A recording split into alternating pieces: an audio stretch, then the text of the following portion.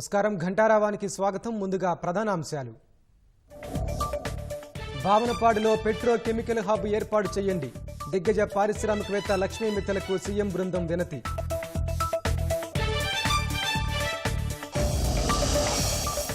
Green energy, green hydrogen హబ్గా AP. $115 billion పెట్టుబడులు వస్తున్నాయన్న CM Chandrababu.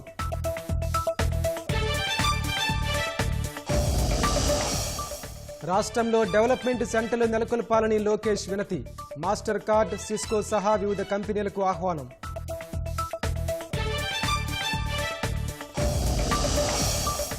Krishna board కార్యాలయాన్ని ఏపీకి తరలించాలన్న ఈఎన్సీ.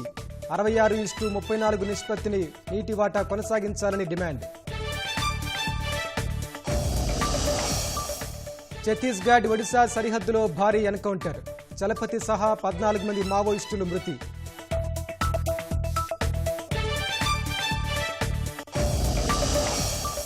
దిల్ రాజు, మైత్రి మూవీస్ కార్యాలయాల్లో ఐటీ సోదాలు. ఆర్థిక లావాదేవీలపై వివరాలు తెలుసుకుంటున్న అధికారులు.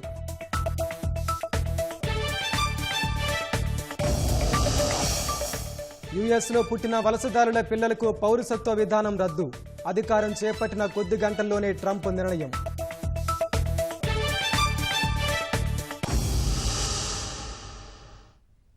నవ్యాంధ్రకు భారీగా పెట్టుబడులు సేకరణే లక్ష్యంగా దావోస్లో పర్యటిస్తున్న ముఖ్యమంత్రి చంద్రబాబు బృందం రెండో రోజు బడా పారిశ్రామికవేత్తలు, పెట్టుబడిదారులతో వరుసగా భేటీ అయింది. లక్ష్మీ మిత్తల్తో సమావేశమైన బృందం భావనపాడులో పెట్రోకెమికల్ హబ్తో పాటు సోలార్ సెల్ ప్లాంట్ను ఏపీలో ఏర్పాటు చేయాలని కోరింది. అలాగే గ్రీన్ ఎనర్జీలో పెట్టుబడులకున్న అవకాశాలు వివరిస్తూ పారిశ్రామికవేత్తలు ఏపీకి రావాలని చంద్రబాబు కోరారు.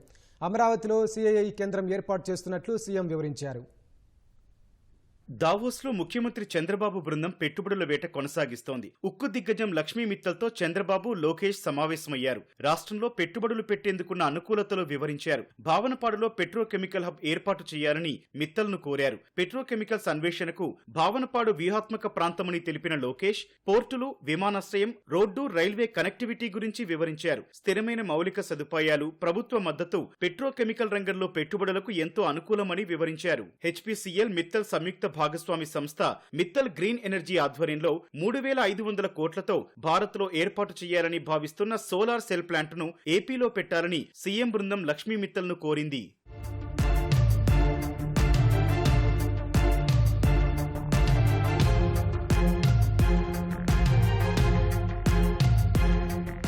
అనకాపల్లి జిల్లాలో 1.4 లక్షల కోట్లతో 17.8 మిలియన్ టన్నుల కెపాసిటీతో గ్రీన్ఫీల్డ్ ఉక్కు కర్మాగారం పనులు ఇప్పటికే ప్రారంభించామని లక్ష్మీ మిత్తల్ గుర్తు చేశారు. అలాగే గ్రీన్కో సంస్థతో కలిసి 975 మెగావాట్ల సౌర, పవన విద్యుత్ ప్రాజెక్టు ఏర్పాటు చేయనున్నట్లు తెలిపారు.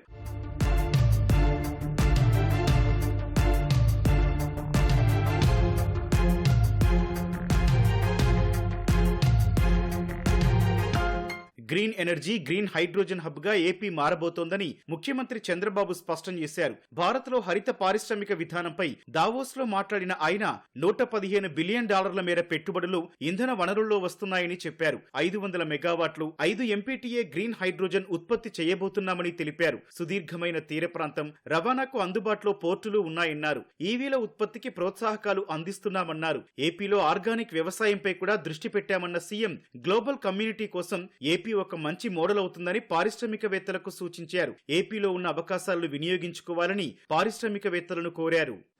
Earlier if you see renewable energy 15 rupees unit or 20 rupees also. Around again 2014 I became chief minister.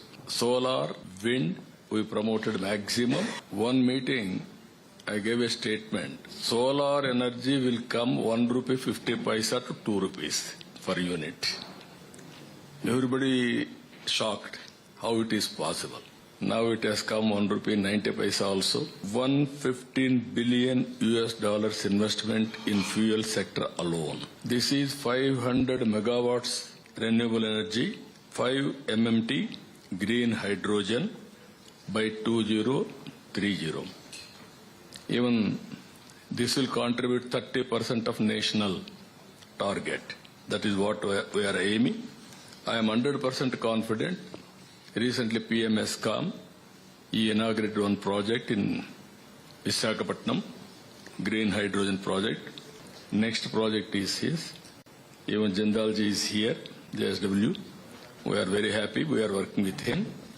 And Reliance also biofuel. They are investing 65,000 crores.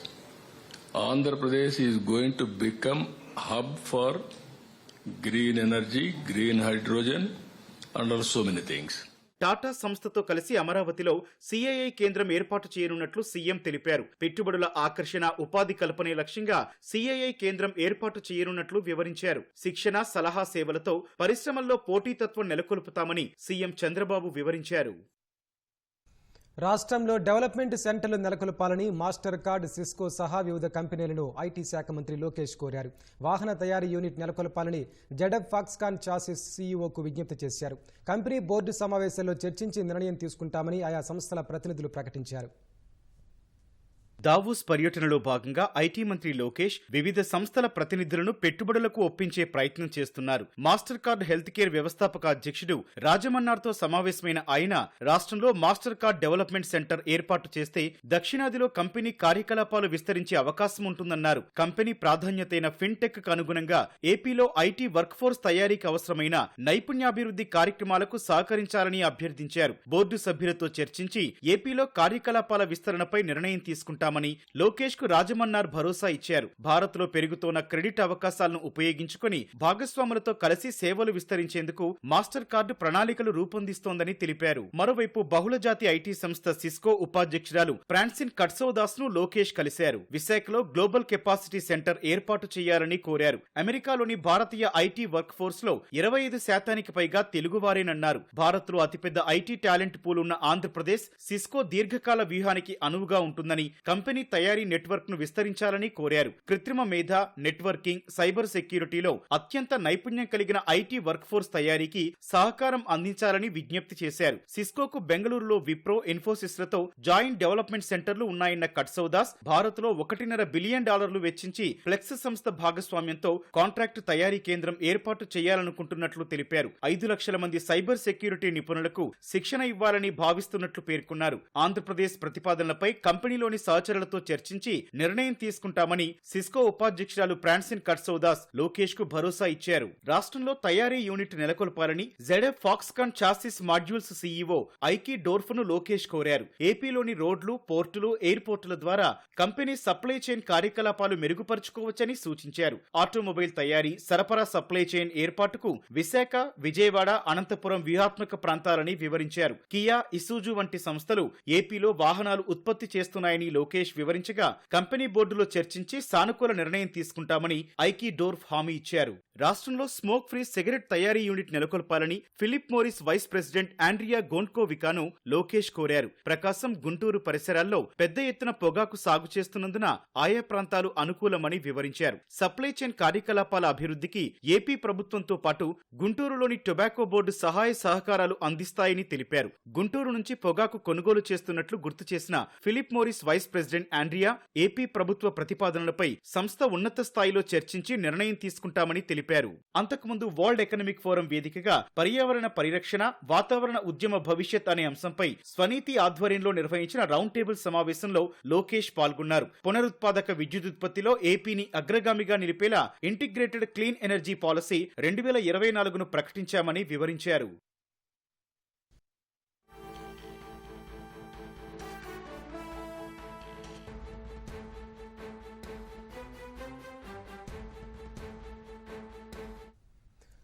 తాజా అంశాన్ని చూస్తున్నాం. తెలుగు సినిమా అగ్ర నిర్మాతలపై ఆదాయ పన్ను శాఖ అధికారులు సోదాల కొరడా జులిపించారు. దిల్ రాజుతో పాటు మైత్రి మూవీస్ సంస్థల కార్యాలయాల్లో సుదీర్ఘంగా తనిఖీలు నిర్వహిస్తున్నారు. దీనికి సంబంధించి మరింత సమాచారం మా ప్రతినిధి పవన్ అక్కడి నుంచి ప్రత్యక్ష ప్రసారం అందిస్తారు.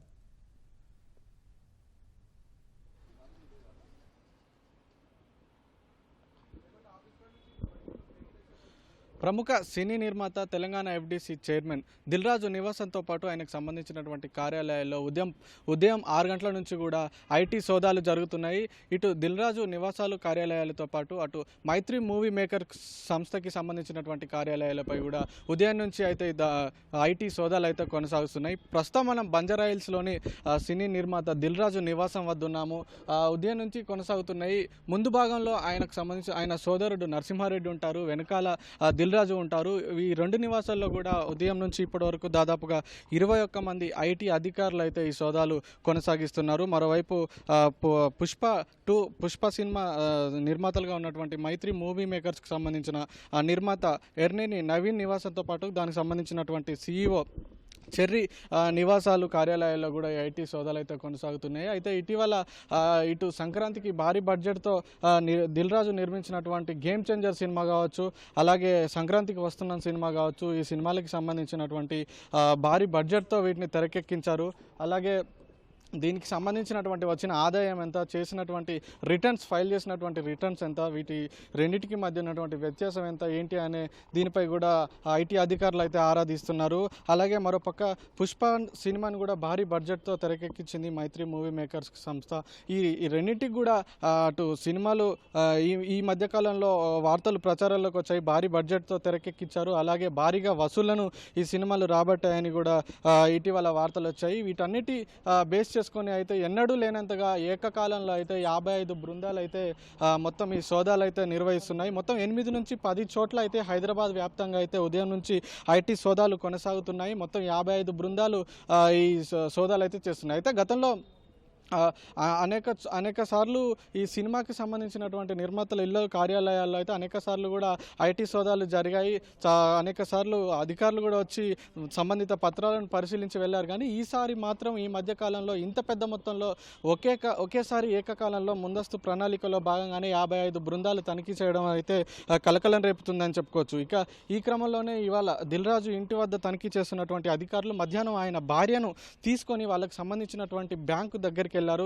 వాళ్ళకి సంబంధించినటువంటి లాకర్లను కూడా ఓపెన్ చేసి పరిశీలించారు. అయితే ఈ క్రమంలోనే ఆయన దిల్ రాజు భార్య చెప్పారు, బ్యాంక్ అధికారులు ఐటీ అధికారులు అయితే మొత్తం సినిమాకి సంబంధించే ఈ సోదాలు అయితే జరుగుతున్నాయి, ఇది సాధారణంగా ఎప్పుడు జరిగే సోదాలే అని చెప్పి కూడా ఆమె స్పష్టం చేసిన పరిస్థితి అయితే ఉంది. ఇక అధికారులకు పూర్తిగా సహకరించాము, అలాగే బ్యాంకు లాకర్లు ఓపెన్ చేసి అధికారులకు కూడా చూపించామని చెప్పి కూడా దిల్ రాజు భార్య చెప్పిన పరిస్థితి అయితే ఉంది. అయితే దిల్ రాజు ప్రముఖ నిర్మాత, భారీ బడ్జెట్లతో సినిమా తీస్తే ఒక ప్రముఖ నిర్మాతతో పాటు ఆయన 2 తెలుగు రాష్ట్రాల్లో కూడా ఆయనకు సంబంధించినటువంటి అనేక సినిమా థియేటర్లు కూడా నడిపిస్తున్నాడు. ఈ క్రమంలోనే ఇటు దిల్ రాజుకు సంబంధించినటువంటి నివాసాలు కార్యాలయాలతో పాటు ఆయనకు సంబంధించినటువంటి ఆయన కుమార్తె సోదరుడు ఇళ్లలో కూడా ఈ సోదాలు అయితే కొనసాగుతున్నాయి.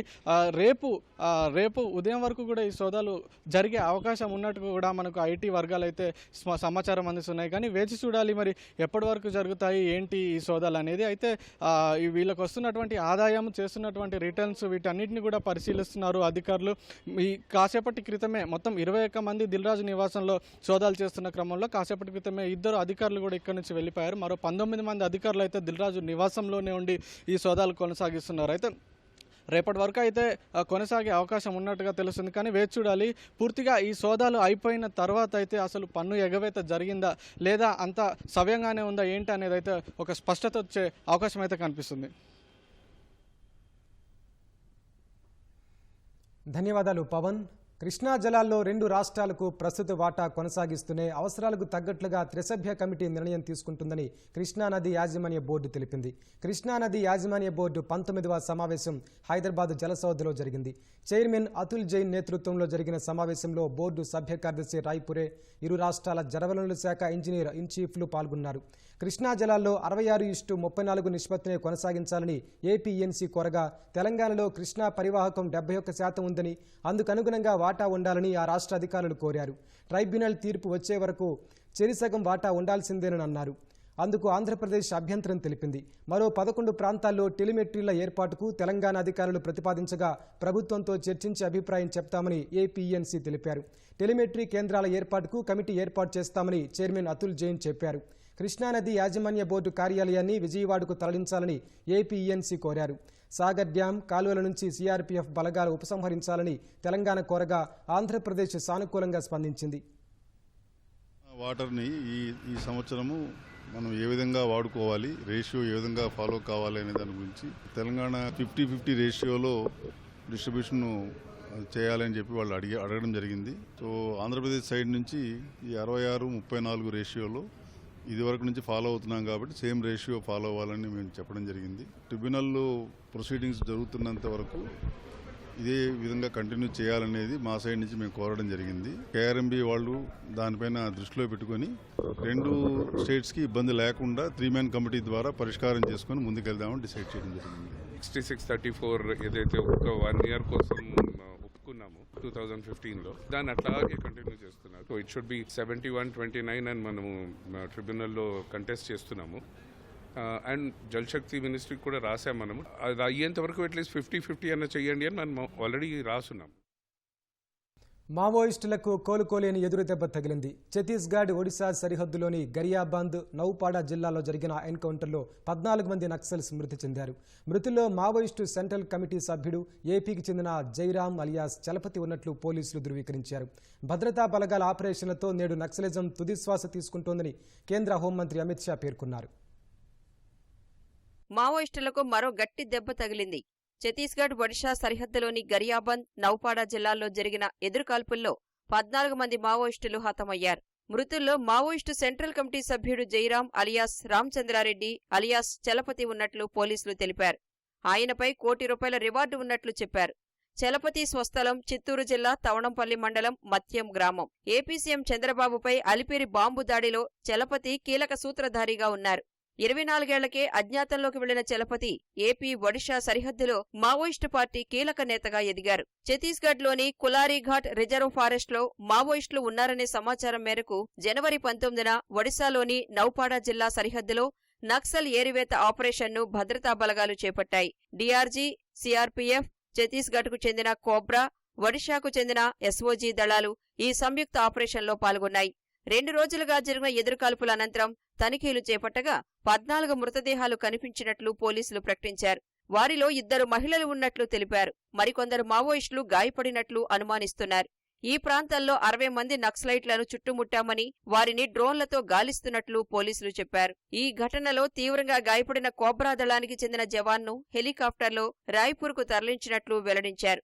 ఎన్కౌంటర్ జరిగిన ప్రదేశంలో సెల్ఫ్ లోడింగ్ రైఫిల్, పెద్ద ఎత్తున తుపాకులు, మందుగుండు సామాగ్రి, ఐఈడీలను స్వాధీనం చేసుకున్నామని, మావోయిస్టుల కోసం గాలింపు చర్యలు కొనసాగుతున్నాయని పోలీసులు తెలిపారు.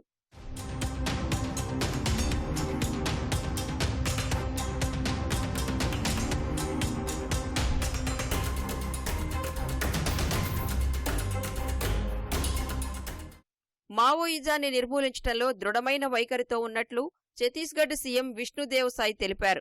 సమాజానికి పట్టిన క్యాన్సర్ నక్సలిజమని, ఆ క్యాన్సర్ను పూర్తిగా నాశనం చేస్తామని విష్ణుదేవ్ సాయ్ స్పష్టం చేశారు. 31 మార్చి 2026 నాటికి నక్సలిజాన్ని పూర్తిగా అంతం చేస్తామన్నారు.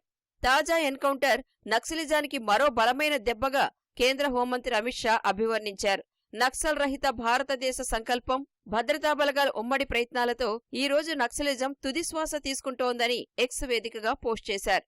ఆపరేషన్ నిర్వహించిన భద్రతా బలగాలను కేంద్ర హోంమంత్రి అభినందించారు. కేంద్రంలో అధికారం చేపట్టిన తర్వాత మోదీ ప్రభుత్వం నక్సల్ ఏరివేతను వేగవంతం చేసింది. 2024వ సంవత్సరంలో ఏకంగా 219 మంది మావోయిస్టులు ఎన్కౌంటర్లలో మృతి చెందారు. ఈ ఏడాదిలో ఇప్పటి వరకు 40 మందికి పైగా మావోయిస్టులు చనిపోయారు. 2026 మార్చి కల్లా నక్సలిజాన్ని పూర్తిగా అంతం చేస్తామని కేంద్ర హోంమంత్రి అమిత్ షా ప్రతిజ్ఞ చేశారు. ఛత్తీస్గఢ్ ఎన్కౌంటర్లో మావోయిస్టు కేంద్ర కమిటీ సభ్యుడు చలపతి అలియాస్ రామచంద్రారెడ్డి మృతితో చిత్తూరు జిల్లా తవనంపల్లె మండలం మత్యం గ్రామంలోని బంధువులు విషాదంలో మునిగిపోయారు. తవనంపల్లె మండలంలో 10వ తరగతి వరకు చదివిన చలపతి ఎంఎస్సీ, పీహెచ్డీ పూర్తి చేశారు. పట్టు పరిశ్రమ శాఖ ఆపరేటర్ ఉద్యోగంలో చేరి ఉద్యమ బాట పట్టినట్లు చలపతి వదిన తెలిపారు. మావోయిస్టు పార్టీలో చేరిన తర్వాత ఎన్నడూ స్వగ్రామానికి రాలేదన్నారు. చలపతి మరణ వార్తను టీవీలో చూసి తెలుసుకున్నామన్నారు. మా పిల్లలు పుట్టినాక వెళ్ళిపోయినాడు. 2 కొడుకులు వాళ్ళు పుట్టినాక వెళ్ళిపోయినాడు. విజయనగర్ నుంచి అట్లే వెళ్ళిపోయినాడు. మీకేమవుతారు ఆయన? చలపతి మర్ది గారు మధ్య అవుతారు. డొనాల్డ్ ట్రంప్ అమెరికా అధ్యక్ష బాధ్యతలు చేపట్టిన వెంటనే ఎన్నికల హామీలను అమలు చేయడం మొదలుపెట్టారు. ప్రస్తుత ఇమిగ్రేషన్ విధానాన్ని ప్రక్షాళన చేయడం ప్రారంభించిన ఆయన మెక్సికో నుంచి నేరస్తులు దేశంలోకి అడుగు పెట్టకుండా దేశ దక్షిణ సరిహద్దుల్లో భద్రతను కట్టుదిట్టం చేసేలా ఆదేశాలు జారీ చేశారు. మెక్సికో నుంచి అమెరికా వచ్చేందుకు అనుమతులు పొందిన వారు సైతం అక్కడే ఆగిపోయేలా చర్యలు తీసుకున్నారు.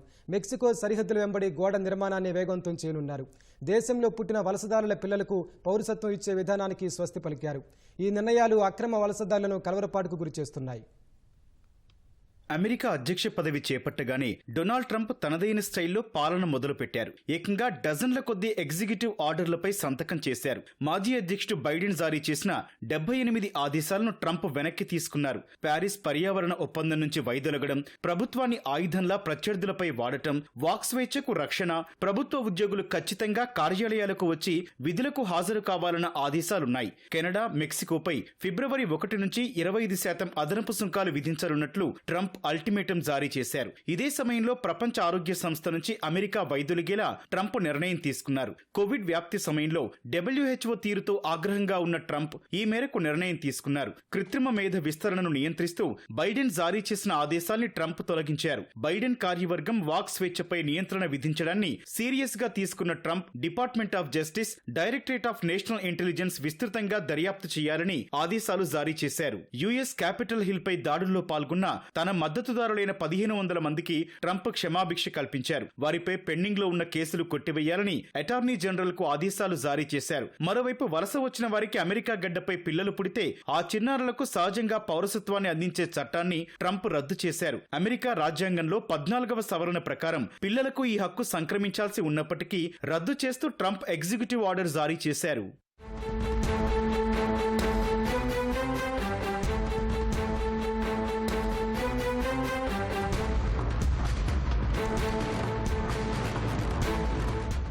అయితే ట్రంప్ ఇమిగ్రేషన్ పాలసీపై న్యాయపరమైన చిక్కులు తప్పవని అంచనాలు వెలువడుతున్నాయి. బైడెన్ హయాంలో వినియోగిస్తున్న CBP యాప్ ద్వారా నమోదై అమెరికాలో అడుగు పెట్టేందుకు ఇప్పటికే అపాయింట్మెంట్లు పొందిన వలసదారుల పరిస్థితి ఏంటనే అంశంపై సందేహాలు వ్యక్తమవుతున్నాయి. ఇప్పటికే 1450 మంది లాటరీ సిస్టమ్ ద్వారా అపాయింట్మెంట్లు పొందారు. అయితే ట్రంప్ బాధ్యతలు చేపట్టిన కాసేపటికే CBP యాప్ అదృశ్యమైంది. కొద్ది వారాల క్రితం అపాయింట్మెంట్లు పొందిన వారివి రద్దయ్యాయి. మరోవైపు మెక్సికో నుంచి వచ్చిన అక్రమ వలసదారులను వెనక్కి తీసుకునేందుకు ఆ దేశం అంగీకరించింది. అమెరికా సరిహద్దుల్లో ఆన్లైన్ అప్లికేషన్ ఏర్పాటు చేసి షెడ్యూల్ ప్రకారం వారిని వెనక్కి తీసుకుంటామని పేర్కొంది. అమెరికాలో 1,10,00,000 మంది అక్రమ వలసదారులు ఉన్నట్లు ట్రంప్ అంచనా వేయగా ఆయన తాజా ఆదేశాలతో వారి గుండెల్లో రైళ్లు పరిగెడుతున్నాయి. తీవ్రమైన నేరారోపణలు ఎదుర్కొంటున్న వారి ద్వారా దేశ భద్రతకు ముప్పు పొంచి ఉందని ట్రంప్ చెబుతున్నారు. అలాంటి వారిని వారి దేశాలకు తప్పకుండా పంపిస్తామని, మళ్లీ అమెరికాలోకి ప్రవేశించకుండా అడ్డుకొని తీరతామని తేల్చి చెప్పారు. అయితే మొదట నేరస్తులను అమెరికా రాకుండా అడ్డుకోవడమే ట్రంప్ ఉద్దేశమని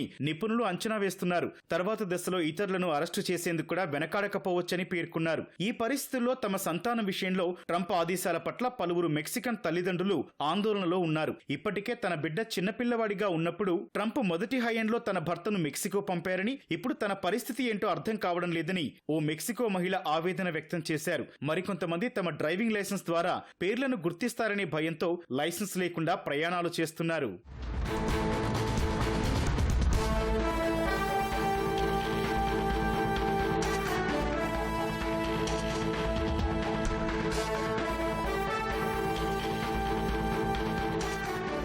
అటు మెక్సికో నుంచి అక్రమ వలసలను అడ్డుకునేందుకు సరిహద్దుల్లో భారీగా బలగాలను మోహరించాలని ట్రంప్ ఆదేశించే అవకాశం ఉందని శ్వేతసౌధం అధికారులు తెలిపారు. మెక్సికో సరిహద్దులను మూసివేసేలా వీలైనంత త్వరగా గోడ నిర్మాణం పూర్తి చేయాలని ఆదేశించవచ్చని అంచనా వేస్తున్నారు. అమెరికాలో అక్రమ కార్యకలాపాలు సాగిస్తోన్న వలసదారుల బృందాలను ఉగ్రవాద సంస్థలుగా ట్రంప్ అభివర్ణిస్తున్నారు. వారిని అమెరికా నుంచి పారదోలాలని ఆయన సంకల్పించారు. ఇందులో MS-13 గ్రూప్ చాలా ఏళ్లుగా సెంట్రల్ అమెరికాలో తిష్టవేసిందని, ట్రెండే అరాగ్వా అనే దోపిడీ దొంగల ముఠా వెనిజువేలా నుంచి వచ్చి అమెరికాలో పాతుకుపోయిందని తెలిపారు. వివిధ కారణాలతో అమెరికాకు శరణార్థులుగా వస్తున్న వారికి కూడా అడ్డుకట్ట వేసేందుకు 4 నెలల పాటు వారి రీసెటిల్మెంట్ నిలిపివేయాలని ట్రంప్ నిర్ణయించారు. కొన్ని దశాబ్దాలుగా ఈ కార్యక్రమం నడుస్తుండగా దానికి ట్రంప్ తాత్కాలికంగా బ్రేక్ వేయనున్నారు. బైడెన్ హయాంలో సుమారు 1,00,000 మంది శరణార్థులు అమెరికాలో స్థిరపడ్డారు. రెండోసారి అమెరికా అధ్యక్ష బాధ్యతలు స్వీకరించిన డొనాల్డ్ ట్రంప్ మంచి జోరు మీద ఉన్నారు. ఇనాగ్రేషన్ బాల్లో ఆయన తన సతీమణి మెలానియాతో కలిసి వేదికపై నృత్యం చేశారు. సంప్రదాయం ప్రకారం కమాండర్ ఇన్ చీఫ్ నిర్వహించిన కేక్ కటింగ్ కార్యక్రమంలో ట్రంప్ సైనిక ఖడ్గాన్ని చేతిలో పట్టుకుని డ్యాన్స్ చేశారు. సైనిక ఖడ్గంతో ట్రంప్ డ్యాన్స్ చేయడం సీక్రెట్ సర్వీస్ ఏజెంట్లను ఆందోళనకు గురి చేసిందని అమెరికా మీడియా తెలిపింది.